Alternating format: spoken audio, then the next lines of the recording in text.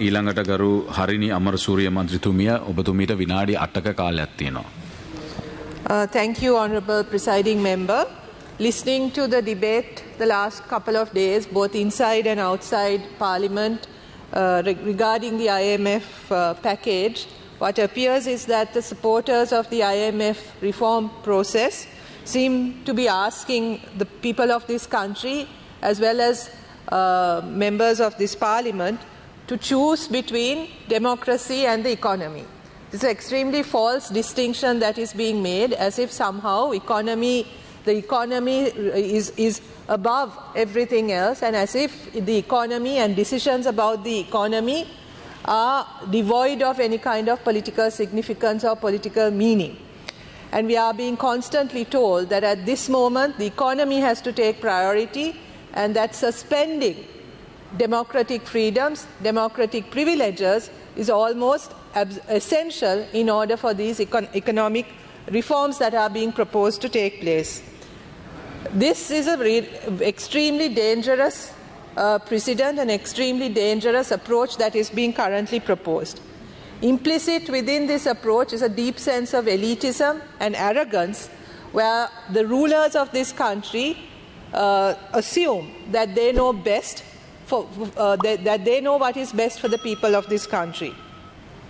That people of this country are ignorant, that people of this country are unable to make choices and decisions on their behalf, keeping in mind what is in their best interest, and that the rulers somehow have to take on the power to make these decisions on behalf of the people of this country. This, as you know, is completely anti-democratic, and even within the proposed economic reforms, an extremely dangerous approach to take. Within the IMF package, there are deep structural reforms that are being proposed, which need to be discussed, which need the people's consent, which needs people's mandate in order to be effectively implemented, if at all. For instance, there are tax reforms that are being proposed, which affect different layers of different layers of the society in different ways.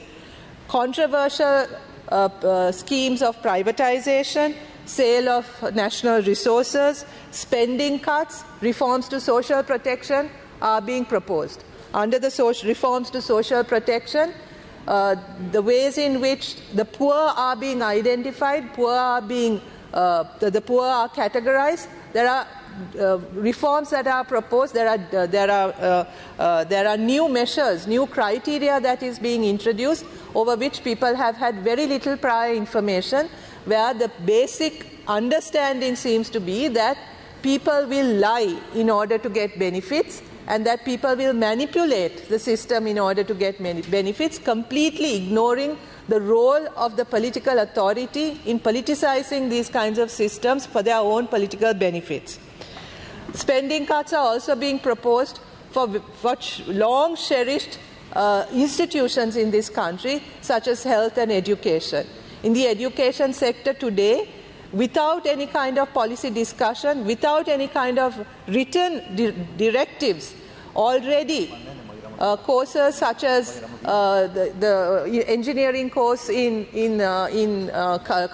offered by the Katunayaka Engineering Institute, as well as other programs offered, for instance, by the Vocational Training Authority, by NITA, now are being advertised for course fees that have been arbitrarily decided without any kind of policy directive.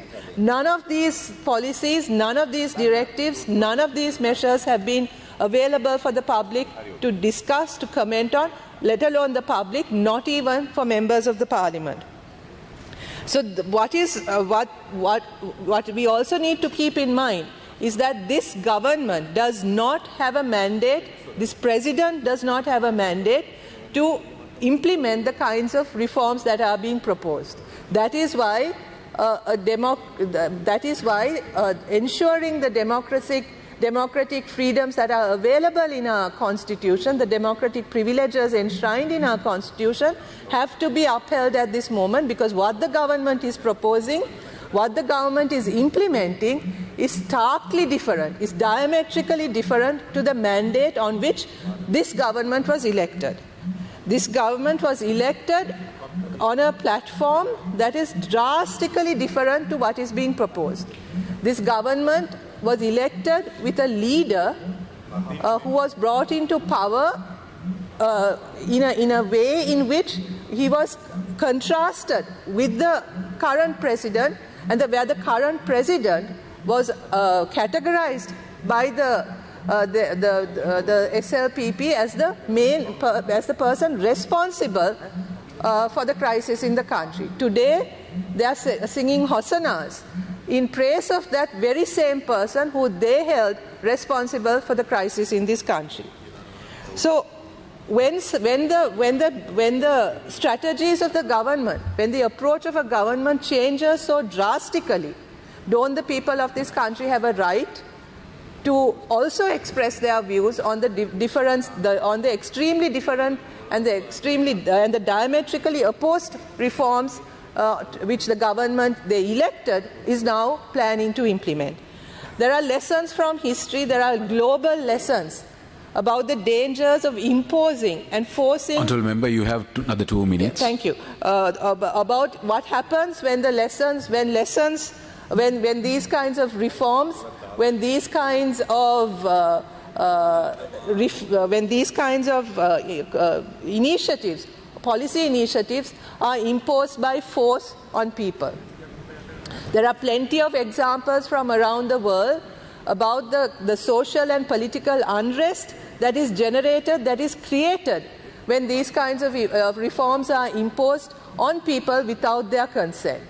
We have seen countries which have faced similar economic crises, similar economic turmoil for years, for decades, having to deal with political turmoil because of the way in which these kinds of structural reforms are imposed.